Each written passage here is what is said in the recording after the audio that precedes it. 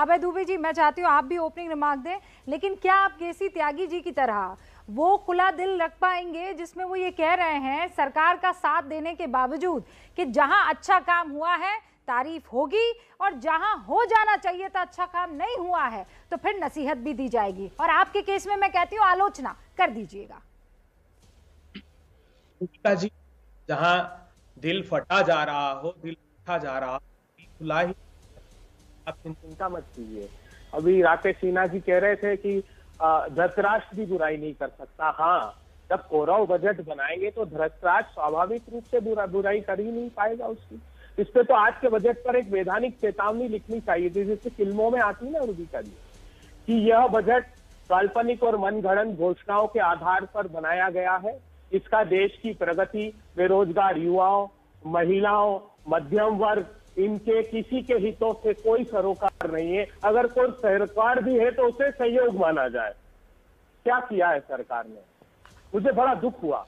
Fertiliser की subsidy का provision जो 1,40,000 करोड़ रुपए का था, उसको कम करके 1,05,000 करोड़ रुपए, यानी खेती के इनपुट कॉस्ट फिर बढ़ाने की तैयारी है।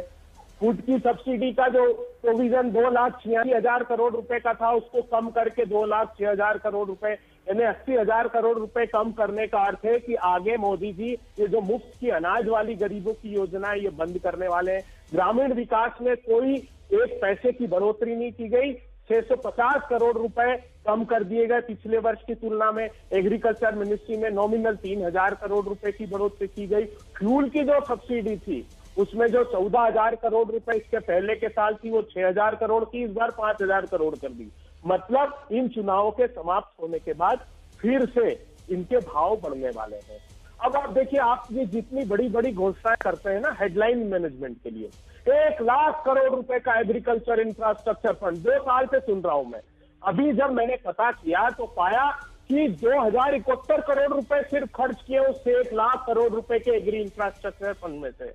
इन्होंने कहा कि हम सोलर पंप पूरे हिंदुस्तान के एक एक किसान के घर में, हम 2 साल पहले घोषणा की थी, 34,000 करोड़ रुपए का प्रोविजन रख रहे हैं। कितने खर्च की जानते हैं आप? 380 करोड़ रुपए मात्र। ये जो बड़ी बात कर रहे थे इंफ्रास्ट्रक्चर डेवलपमेंट कर रहे हैं, आप पढ़िए मिनिस्ट्री ऑफ स्टैटिस्टिकल की रिपोर्ट, 498 प्रोजेक्ट स्टॉल्ड है।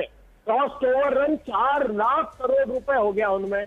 पैसे है नहीं उनको बनाने के, अनाउंसमेंट किए जाते हैं। ये बड़ी बात कर रहे थे। आप अगर उठाकर देखेंगे तो ग्रॉस कैपिटल फॉर्मेशन ये बात करते थे कि हम आय दोगुनी कर देंगे क्योंकि हम एग्रीकल्चर में बड़ा इन्वेस्टमेंट कर रहे हैं। अभी इन्होंने बताया है कि जो क्रॉप है वो जीडीपी में उसका परसेंटेज बहुत कम रह गया, और उस कैपिटल फॉर्मेशन के नहीं होने की वजह से, और वो इतने निचले स्तर पर चले गया 2.7% ऑफ जीडीपी। तो कहते कारपोरेट जगत को इसमें इन्वॉल्व करने की, मतलब ये तीनों कृषि के क्रूर काले कानून फिर लाने की बात। आखिरी बात कहता हूँ, बड़ा खुलासा किया है अभी आरबीआई को, एसबीआई ने एक रिपोर्ट सबमिट की, इको रैप।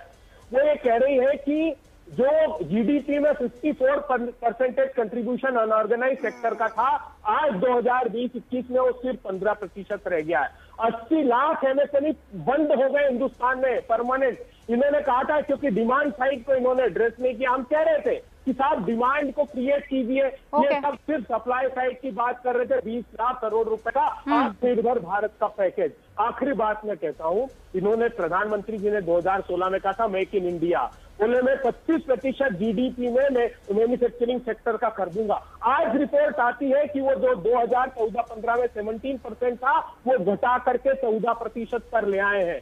चाइना से इंपोर्ट $97 बिलियन का हो गया। अभय जी मेरी बात सुनिए ना, आप बिल्कुल वही कर रहे हैं जो अभी केसी त्यागी साहब कह रहे थे कि पूरा बजट सुना नहीं, उससे पहले प्रतिक्रिया। तो आप पिछली जितनी भी रिपोर्ट है उन्हीं के आधार पर आज के बजट की प्रतिक्रिया दे रहे हैं।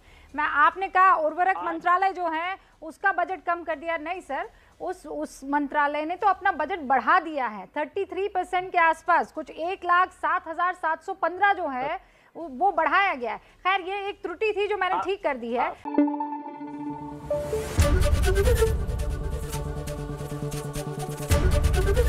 एबीपी न्यूज आपको रखे आगे।